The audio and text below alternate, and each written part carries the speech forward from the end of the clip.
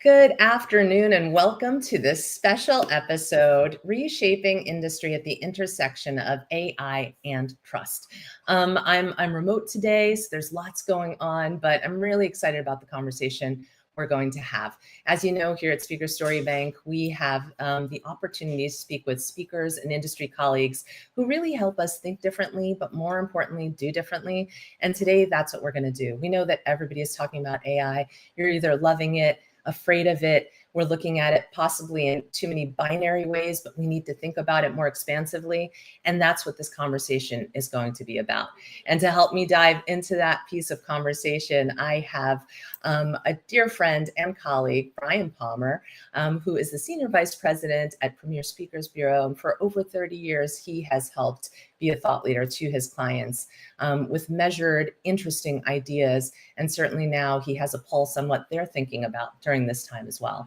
And then Jerry Michalski, our futurist here, who's been seeing technological advancements ahead of time, every time for over 30 years as well. And I could personally tell you that when I met Jerry 10 years ago when I was at the Harry Walker Agency, the one thing I thought to myself, I didn't know about ChatGPT then, but he had created the first ever man-made mind map. And you could talk about that, Jerry, when you come in. But for me, I was like, when I think about chat today, that is what Jerry is. He is the human chat GPT. So I'm really looking forward to Jerry helping us connect the dots for where we are today. So with that, my friends, please join me in this conversation. Hey, Mirjana. Hey, how are you both? I know it's hard when I ask you both, right? Okay, I'm going to, Jerry, exactly. How are you? Welcome. There's a contention issue there. Doing great. It's funny, you mentioned the brain thing. Sometimes I feel more like Cliff Claverin than some kind of, from Cheers, the guy who knows too much and talks about it all the time. But it's been really fun to kind of try to glue together a picture of what the world looks like. So doing great here. Thanks. Oh, so good. I mean, really grateful to dive into this with you. And Brian, my friend, how are you doing today? I'm doing very well. Busy as a bee. It's unusual times, exciting times, and focus is evolving and changing, and leaders are looking at the world in new ways. Yeah, absolutely. Well, perfect place to guide us here. I mean, I'd love to actually level set a little bit and start with each of us kind of sharing our appetite for AI, because I think as companies are looking to do more of this inside as well, this is what it's about, right? Everybody has a different, again, appetite for it. We're all nuanced. We have a different essence to us. So if we first come together and kind of align and give context for each other, how we're thinking about this, we might be able to get more curious together and figure it out. So I think you both know I'm like cheerleader AI, and I got to tone it down, right? I got to tone it down a little. But I really do believe that there's such great opportunity with it. And I think every individual contributor has an opportunity to think about their role with AI and how they could change their own, what they're doing, the trajectory of what they're doing. They need to kind of reach out to their leaders as well and say, hey, I know that my role might be going away, but I have other aspects to this that I can do. Again, that's like from my lay perspective, how I'm feeling about it. And just to add one more thing, I mean, as someone with a journalism background, I had a really hard time kicking into AI at first. It took me maybe like 5-6 months to say, it's okay to use this to help you move it along. And then ever since I did, I mean, it's just helped me leapfrog certain things and get to bigger places. So that's what I'll say for where I sit with AI. Brian, let's go to you next. What are you feeling about AI? Well, we're at a special time. For years, people have expressed interest in AI, and a lot of speakers have hinted at their perspective on AI. But it was often, I think, to signal that they were thinking about the future, and the discussion of AI wasn't very useful. A lot of organizations were reluctant to explore the topic because the leaders didn't have a strategy about it. They didn't know how things would go. But I think we've arrived at a time when people at all levels recognize that they can't any longer put it aside, that they need to take responsibility, not just their organization, but they need to take responsibility for the way it might impact their job, the ways they might be able to use it to improve their job. And so people are asking about AI related topics a lot differently. A lot of people wanted speakers to talk about it and theorize about it, but now there's a lot more, I think, practical, an appetite for practical uses and how to think about it and ways organizations can use it, and very importantly, the way individuals could use it. Because if the organization is using it and the individuals are trying to skirt the issues, it just won't work. Mm. And, before we jump over to you, Jerry, just a quick thing, Brian, on that. Yeah, how was it for you when you started? What were you feeling about it? And where are you today with it? Well, it was when I started hearing about it, it was really, clients were having trouble thinking about it. And there were people in the organization that were very interested in it, and there were a lot of people that were reluctant. And I think a lot of organizations defaulted to just a very basic understanding, and that made it a little bit uneasy for me, because I didn't know where to go with the discussion. And I think a lot of people played it safe and brought it along at a very slow pace. Happily, my company, almost every single week, we're exploring ways we can use it. We're inviting a lot of people to speak to us to help us recognize the way that organizations large and small are using it and can't be using it, not just to how to sell speakers on the topic, but if we understand it and if we are using it, I think we can do a much better job coaching and advising people to utilize it. Excellent. Thank you. Jerry, I am going to, I think, maybe play your reel before, or if you want to say a few words before we do that, but I want to give people a quick look at your background in a way that this video really captures. But would you like to say a few words before we kick it off? Thanks, Mirjana. Yeah, I think I'd like to comment a little bit, just because Brian stirred up some really good things right there. I feel like I've been watching this for a very long time, since the late 80s, actually. And all of a sudden, it just exploded. And sometimes, in groups, I'll ask people, so what was the thing that convinced you that there might be a there, that this thing is going to be pretty big? Isn't perfect, but it's going to be big. And I get very interesting stories back. And my own story is a friend of mine posting to a list that I run. He posted a story about how he had asked ChatGPT back, this is December 22 or January 23. He asked ChatGPT to create the plot for a 10-episode neo-noir cyberpunk series, and to create 10 episodes with titles, 6 characters with plots, a blog post about the whole thing, Instagram call-out posts, a whole bunch of different things.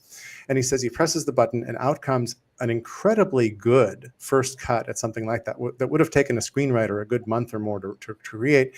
And if you've ever tried to create fictitious names for characters in a series, you'll know that the names are somehow all taken. So it did a great job of that. And then he's like, I don't want cyberpunk. I want solar punk. Changes a word, hits return, and gets all new everything spit out in a way that's completely usable as a first draft.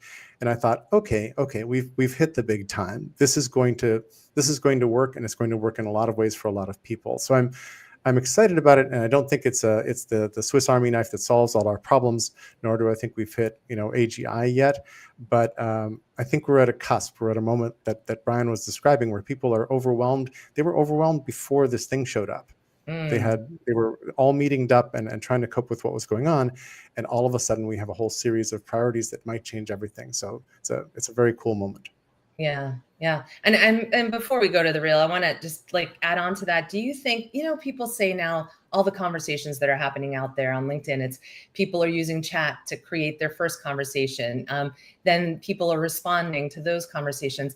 But I wonder if we could think about it, what if that, again, leapfrogs us through a conversation a little faster to get way deeper, quicker. And then when you get to a really deeper spot, it's like, okay, break time. Like we're face to face now. We're getting through this at a deeper layer. Is there opportunity for that, to look at it that way?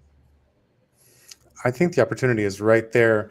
The question is, will we start using it in that way? It's the difference between, one of the big questions right now is, are all students just going to use this to write all their essays and applications to schools and applications for jobs? And are we past humans learning to write things? Well, you could do that, and the technology is very capable of that. You could also use the technology to coach you to become a far better writer and thinker, which is the thing you just described. And I'm in huge favor of that, because these are the best, most patient, least judgmental coaches you will ever run into, and they know a lot about a lot. So both outcomes are equally possible. They're both sitting there at hand, and yet the one is much more productive for humans. And I think we should be following the, how do we augment our capabilities with these new technologies, instead of just offloading them or offshoring them to these new intelligences. Great. Thank you so much. Hey, let's take a really quick look at your reel, because again, it really sets, you've worked with myriad industries, helping people look at these advancements in new ways. And really, you're a practical futurist. You really help people apply this in unique ways. And Brian, as you've said on calls with me, Jerry does really help us see things differently. So let's play the video.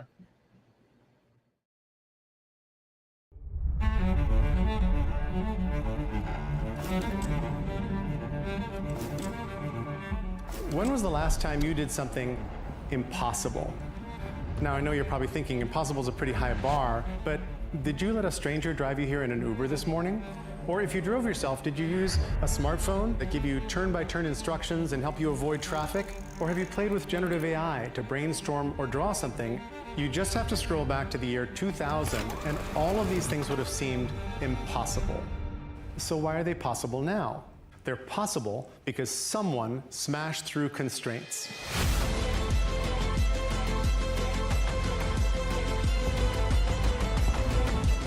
There's another guy who was really key for us, which was Jerry Michalski. He was connected to everybody. Jerry's retreats have warped the world fundamentally. If you want to know the cutting edge, he's your guy. This one I wrote in 1988 about neural networks. Generative AI is the grandchildren of the companies and the research that I described in this report here.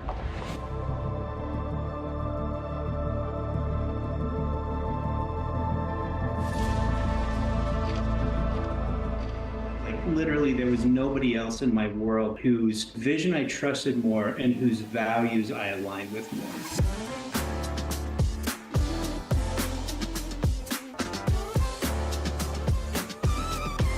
My goal is to help you rethink the constraints your organization faces. Because when you do, it's in that place that you will consistently discover the sources of your distinct advantage. Solving the impossible sounds kind of nutty, and it is a little nutty, but there are 4 stages that'll get you there. See, shift, shape, and you set a course. The first stage, you've got to see your constraints and understand how to flip them. Then you have to shift how you see, which is more than just the glimmer of the constraint, but rather envisioning the new way of being. It's profitable and scary and really, really fun to innovate at the boundary between the possible and impossible. Shifting how you see helps you melt those boundaries and shape your markets in powerful new ways.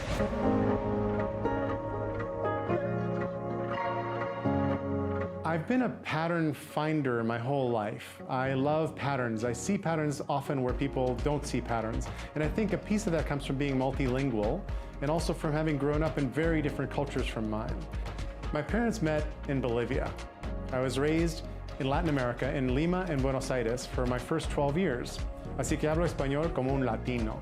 Als ich 13 war, habe ich in Berlin gewohnt, wo meine Mutter geboren wurde. But I don't speak Mandarin and Urdu. 正如你所见，生成式人工智能存在，它颠覆了一切，弄得一团糟。When you rethink your constraints, design from trust, and play above the joy line, you not only create many new touch points with your clients and discover new lines of business, you can also reshape your very industry. Because these shifts are hard to see. While you're reframing your industry, your competitors are still busy trying to fulfill work in the ways they've done all along. In this moment of polycrisis and crazy stuff happening in the world, we need impossible things changed. And that means we have to mess with what impossible actually means.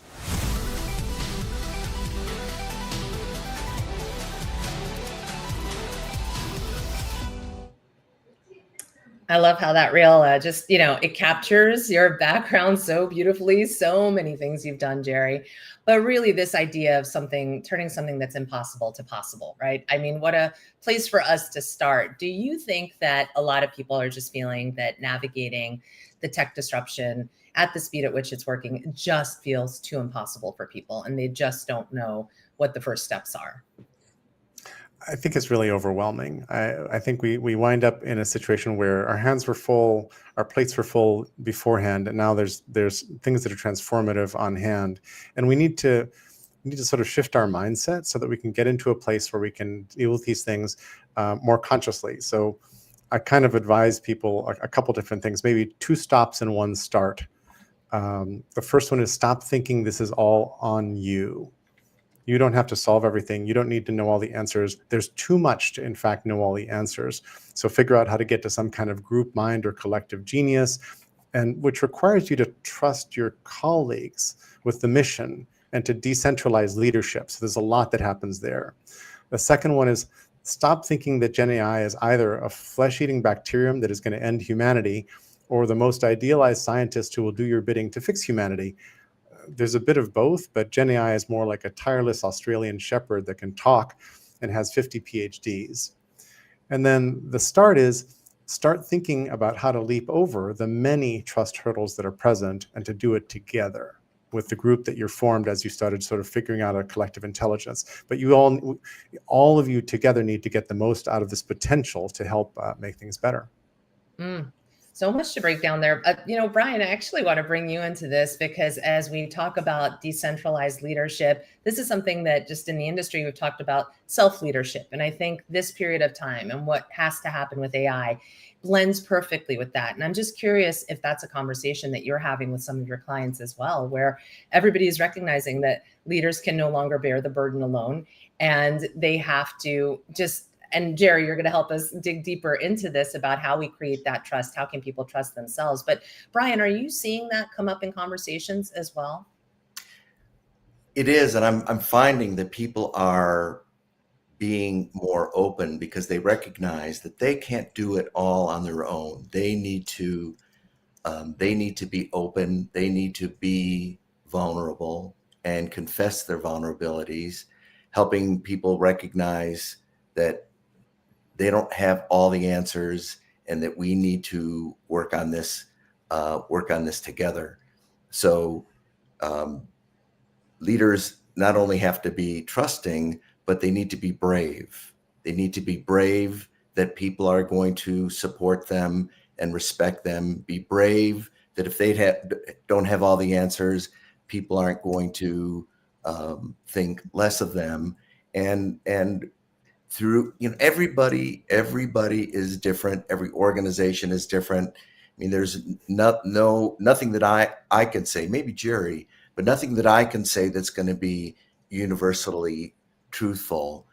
But I think people are being more vulnerable and opening up more and recognizing that they need to open themselves up to the world, open themselves up to AI, to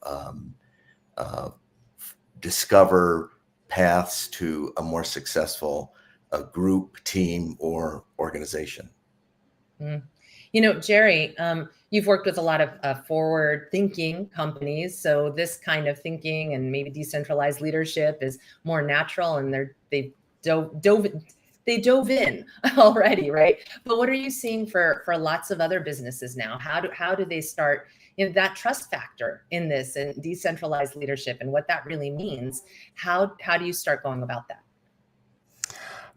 It feels like it's all over the map. So in some places, they're having to deal with shadow AI, which means people are actually using these tools. They're just not telling anybody they're using the tools. They're using them in secret because it makes their job easier. It gives them better results. But if they told somebody, then it might come out that half their job could be taken away from them and just given to AIs, and they don't want that to happen. Then there's other people who are working quite publicly and have internalized how to use these AIs in a really beautiful way. And you can kind of, they're showing their work, they're showing their homework, and they're sharing it out with internally, but sometimes also very externally. And they're great examples to follow because they're doing this with courage. Brian, you talked about being brave. I love Brene Brown's riff on courage, which is the etymology comes from cœur, which is French for heart, and she says, having courage is being wholehearted. And one of the interesting moments we're in right now is we think we need to think our way through this. We think it's all about the brain, but there's a lot about heart in here. There's a lot about showing up wholeheartedly. There's a lot about putting your heart on your sleeve and like showing what your fears are, being vulnerable, as Brian said. And one of the things I love that Brene always says is vulnerability is the path to authentic connection and joy. And it may seem strange to be talking about that in the middle of adopting, generative AI, but I think those things are really together. That this is a whole of the person and a whole of the enterprise moment and activity. And the more we can get into that, the less we'll have to worry about the people who are busy skulking and worrying that when they apply AI, it's not going to, pan out well for them, for example. Yeah. Yeah, well, I mean, let's talk about that some more. I love the vulnerability piece, right? Because even for me as a small company on my team, my colleague Jan and I, we have very varying feelings about AI. And it's just interesting when we can get vulnerable and say, well, this is my approach, or I don't like this. Or so I wonder if people come together and sit at the table as just the starter. Again, like we even did at the opening here, to just say, what's your appetite for this? What are your fears for this? Even that basic level, and that's very basic, I know, but some people need that level set and that awareness. Is that a place that you recommend that people start, Jerry? It's a great place to start. And just getting an inventory of people's feelings around things and starting with something that's play and not critical. So don't start on something that's, crucial line of business, but start on something that people can get some achievement. And some of this is pretty obvious. It's like help people get a win pretty early, but help people begin to express their comfort, discomfort, familiarity, unfamiliarity, fear, and all that in a setting where they won't be judged and it won't lash back at them. So those are good places to start. Yeah. Brian, from just the perspective of a keynote on this, we know that, again, when the AI conversation started, there were a lot of people speaking big picture about it, getting people to sort of have an awareness about the technology. What I'm feeling right now in this conversation and coming out of the vulnerability piece is, do we need to have some keynotes just around that vulnerability? It's now like, let's do big picture on what it means to bring the human aspect back into this.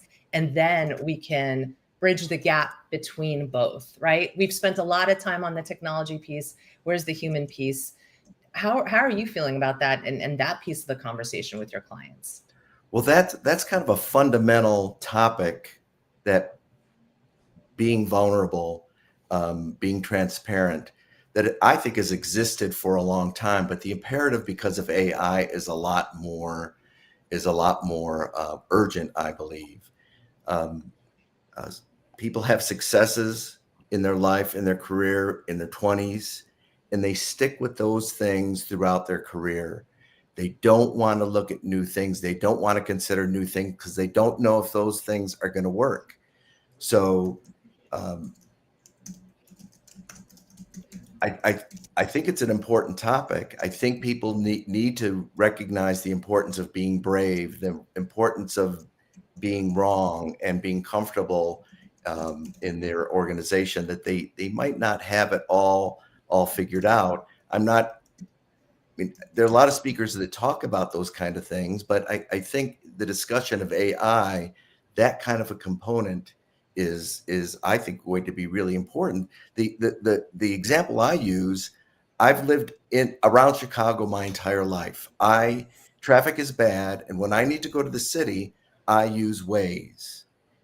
And I don't know where on the spectrum of sophistication, AI sophistication, Waze is, but I've learned that I can trust it, and it directs me to get off at different places, and it takes me in neighborhoods that I've never been in, down streets that I've never driven down.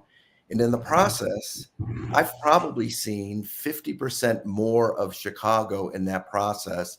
And it's enriching my understanding of Chicago. I've seen churches, I've seen restaurants that I've been aware of, and it saves me time. So it's all these things coming together, trusting the system, trusting Waze, trusting AI.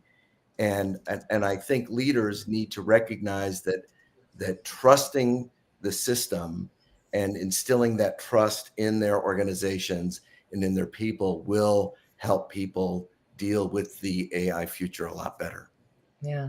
Yeah, Jerry, I mean, what do you think about that in terms of also just trusting AI to take you down those deeper pathways? I know similarly, I'll use my AI a little philosophically sometimes, or if I'm dealing with even a parenting challenge and something that if I had a therapist for every minute I wanted to call, and it really is interesting, just the heart exchange in some way of the conversation, and the depth of a more expansive way of thinking about the other perspective.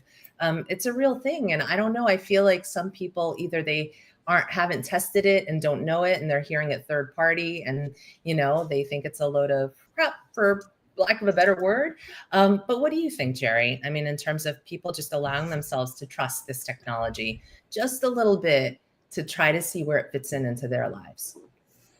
The Wharton professor of entrepreneurship and innovation, Ethan Mollick, has a very nice approach to this. He says, don't diss the technology until you've spent sort of the equivalent of 3 sleepless nights with a paid frontier model, meaning not the free one that you're actually invested in, and then go far enough that you start to understand what it's good at, what it's bad at. And by the way, what you'll learn today will be different from what you would have learned 3 months ago, 6 months ago, 9 months ago, a year ago. This stuff is changing really very quickly.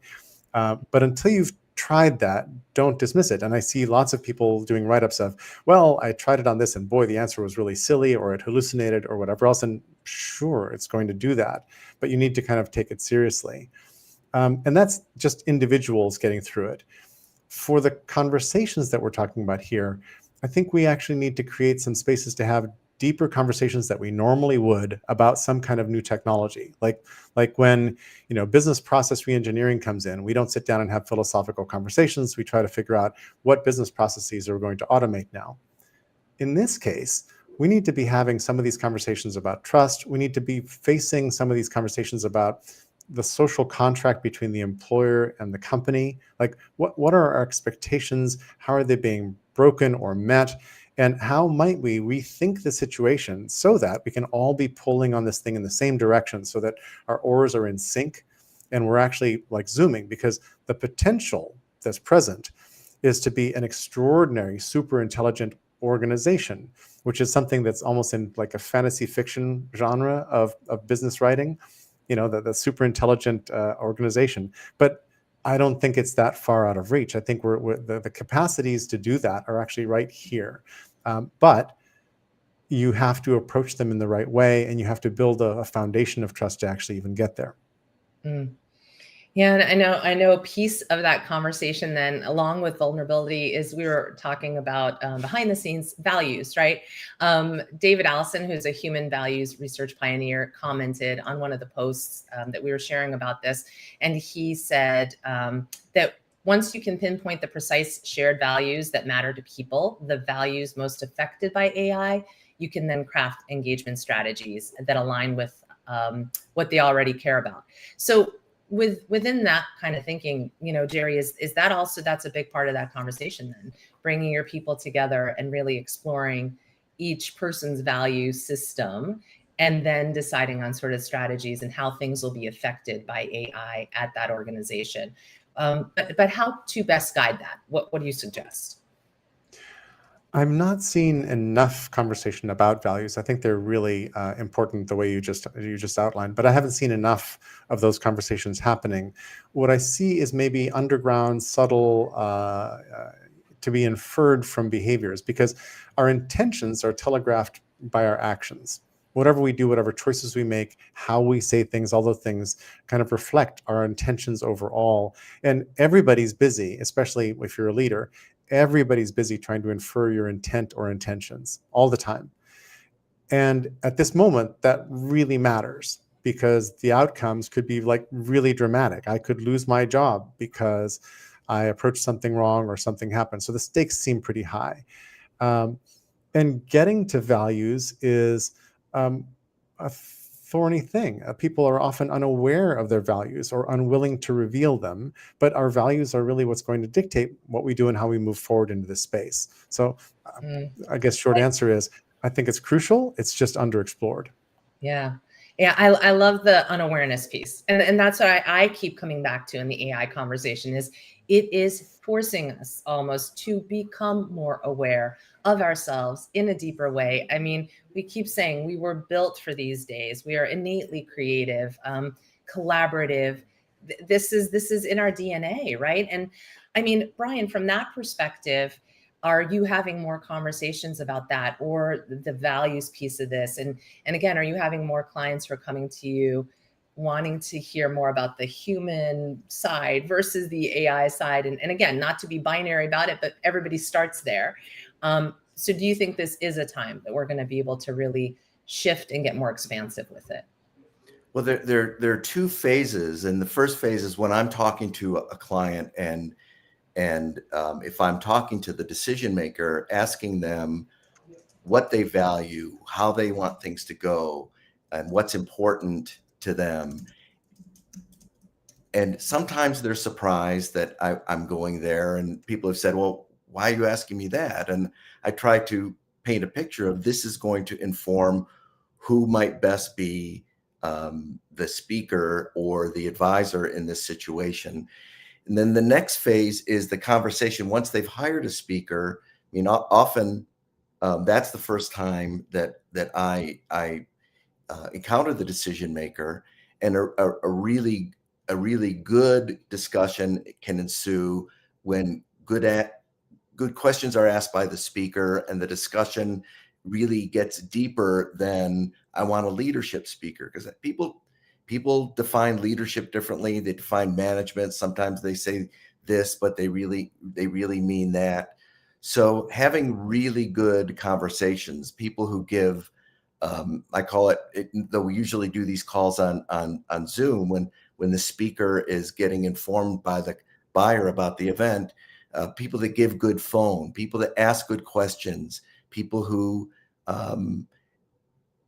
are really open. People are really open with that speaker, when that speaker is going to get in front of, say, 500 of the most important people, and they spend all this money on the speaker. So in the criteria that I use when I consider working with a speaker, their ability and willingness to have that kind of conversation rather than simply talk about event logistics, and actually delivering on that, listening, personalizing, saying things to that group that they might not say to any other group that they speak to in a month. Really homing in on what's important to that organization and that leader's values is really key to a presentation that not just goes well and makes people happy, but makes an impact days, months, and years after the fact. Yeah, it really speaks to what we've been talking about in the industry too. Just it's time for how, right? It's the how speakers, it's the true practitioners who could take even that consultative approach, not just, big keynotes from the stage, but it's all those smaller conversations that happen on and off the stage that really bring it to life too.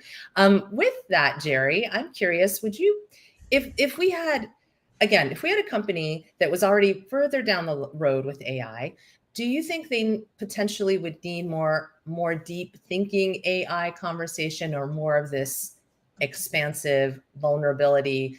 And I guess to rephrase the question is, do you believe that even the companies that are already moving along with AI, did they start moving along that path more with the technology aspect and didn't really give too much thought about like the vulnerability piece, the heart piece, and now even they need to shift to that? And then even companies that haven't really started, that should be potentially the place to start. Again, the awareness, the heart, the vulnerability. What are your thoughts on that?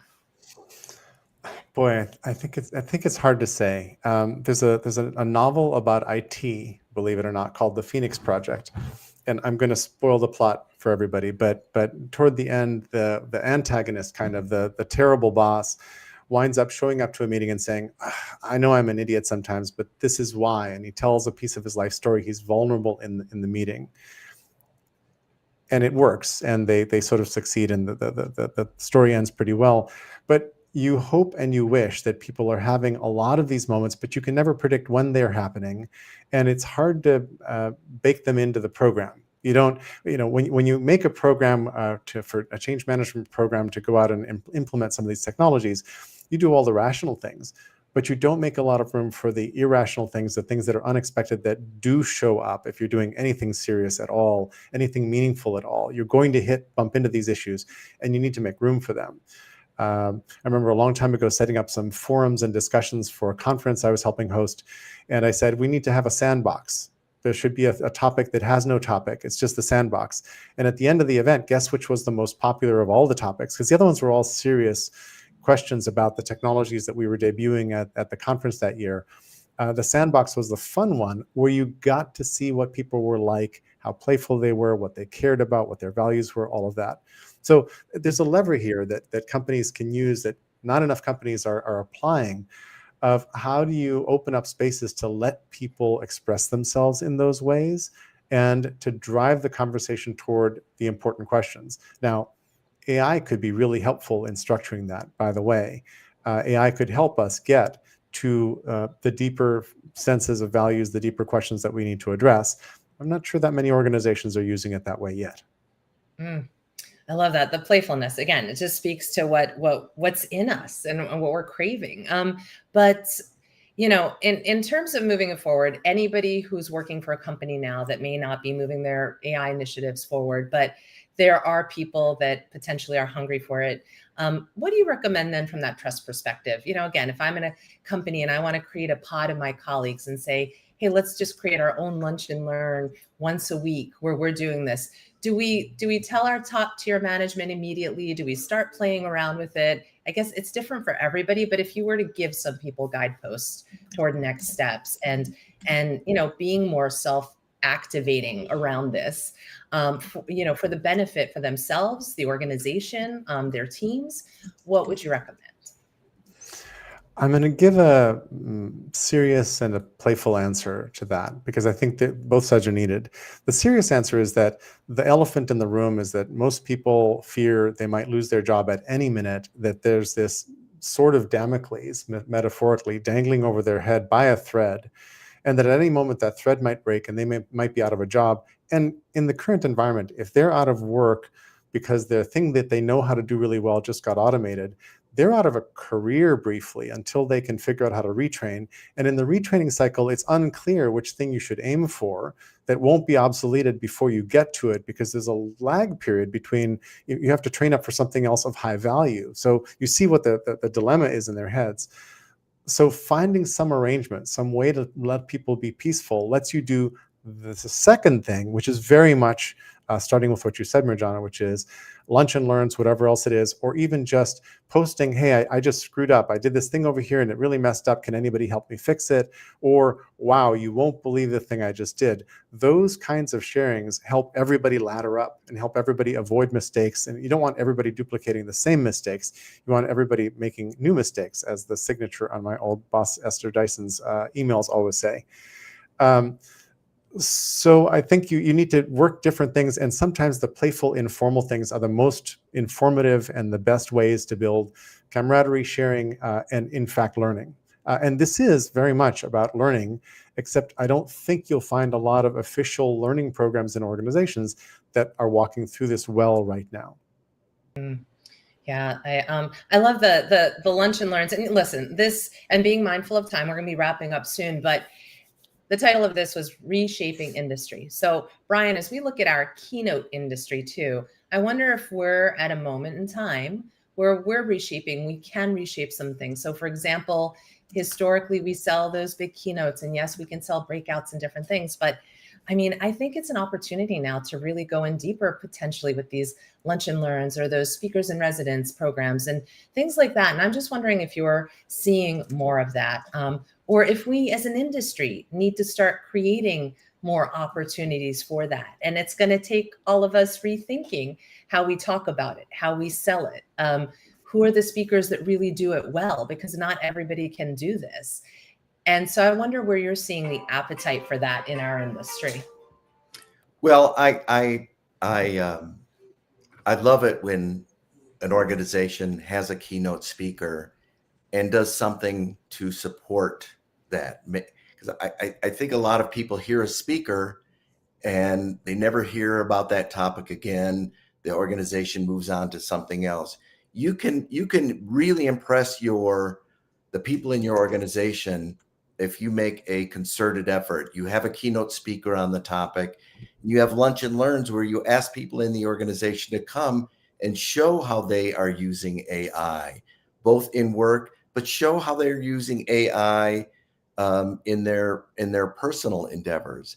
I don't know about all of you, but I love going to an industry event and hearing somebody a lot younger than I am, a lot less experienced than I am, give me a fantastic idea.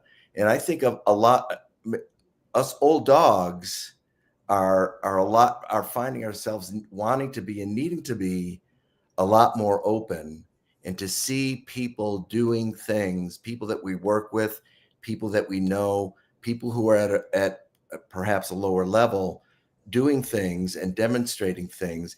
It's a powerful combination or a package that can help organizations get much further down this path rather than just rely on a keynote speaker. I know a lot of great keynote speakers, including Jerry, but I think doing more than just having them deliver a keynote speech, but also doing a breakout session later in that meeting for the people that are interested in it, or asking the speaker, what things can we do at our office, in our offices, that might hasten the understanding and acceptance of these new technologies, can and will make a big difference.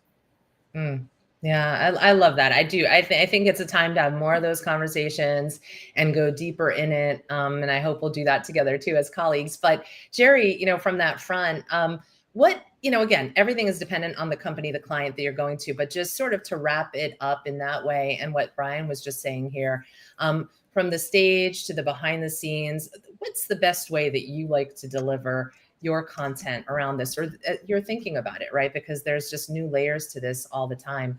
But going out and thinking about this vulnerability piece, the awareness, all of it, is it stage and then you do 6 months, once a month, come into a virtual with people? What are some of the best practices or best ways that you've been able to serve companies? In Brian's last couple comments, he's left us a whole bunch of really beautiful nuggets. It's one of the reasons why I love working with him. The keynote industry is strange in that you drop in. I think if you're a good speaker, you don't just drop in, give a speech and leave. You come in before, you meet people, you hang out, you absorb what's going on, you stay afterward. I like nothing more than the dinner after everybody's heard me speak, because I get great feedback and I can help them out. But still, the engagement is really limited. And I think there's so much potential for what one could do around keynotes. I have this weird brain artifact, and I'm really good at standing in front of my brain and doing an ask me anything kind of thing, or going deeper into whatever it is I said during the speech earlier. So I've done that only a couple times because nobody knows it's there. Nobody knows it helps. I'm also quite a good facilitator. I can run a room really well and get people to feel, I can sort of tug people out into the deeper waters in ways that feel safe for them and allow them to start to tell the stories that are behind their fears or whatever else it might be. And some combo of those things I think is really useful. And then Mirjana, you just said, the changes we're talking about are changes that need time to soak in. And the one-hit keynote isn't enough. And as Brian just said, smart companies will actually hit that note again and will do something so that people come back to the topic, back to the issue, and can actually deal with it over and over again. So some rhythm of maybe a monthly call for 6 months or something like that would be useful as a reinforcement mechanism.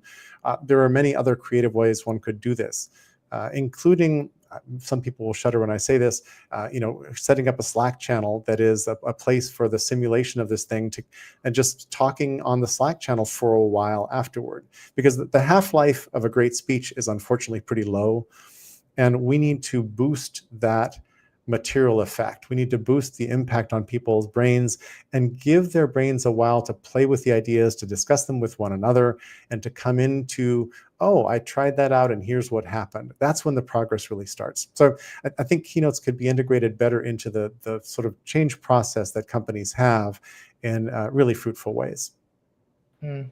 So great. I love it. I think there's so much opportunity with it. And it really is about this more expansive way of thinking about all of this. So I hope that everyone who's been watching is gaining that knowledge in different ways. And as we close out here, Brian, do you have any sort of last thoughts on this, what your takeaways are and what you might be thinking about differently? No, but my advice is be willing to consider ideas that are not your own. That's it. That's it.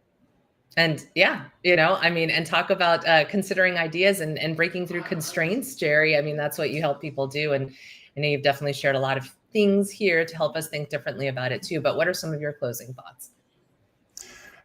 It's funny, along the lines of what Brian said, I think there are lots of different kinds of constraints. There are legal constraints, there are physical constraints, but the most fun ones are the mental constraints.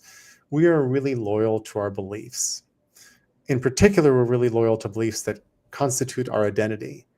And our identity might be me as a human, but it also might be me as part of this big organization and my understanding of that organization's identity. Those things are all really important. And some of the big insights, some of the things we need to get to, will require us to release parts or rethink parts of those identities.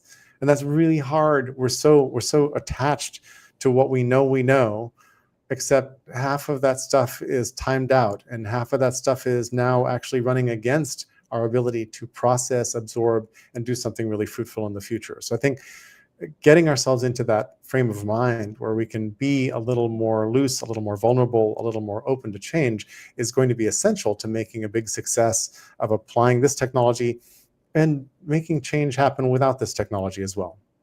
I love that. And I mean, a great way to close. I feel that, my takeaway from this conversation too is just simply that, AI it needs to stop to be that thing that's happening to us. And it's something that we're creating together.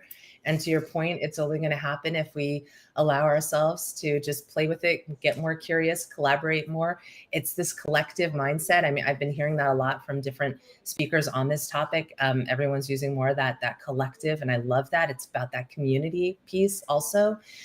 So I'm really encouraged by it. I do want to hold space for everyone that is having a hard time as well. And I still have my moments of things that are difficult with it too. But right, I think if we can all walk away just wanting to play with it a little bit better, hopefully that'll get us to wherever it is that we're going faster in a better way. I don't know, right? I think we're there. Love that. Well, listen, thank you everyone who joined us today. And if you want to hear more from Jerry, you can reach out to Brian and Jerry and we'll have information about that. But otherwise, we hope that you can start reshaping roles, lives, communities, your industry in really small ways and big ways. So as long as we start and do it as a collective, we'll get somewhere. Thanks, everyone.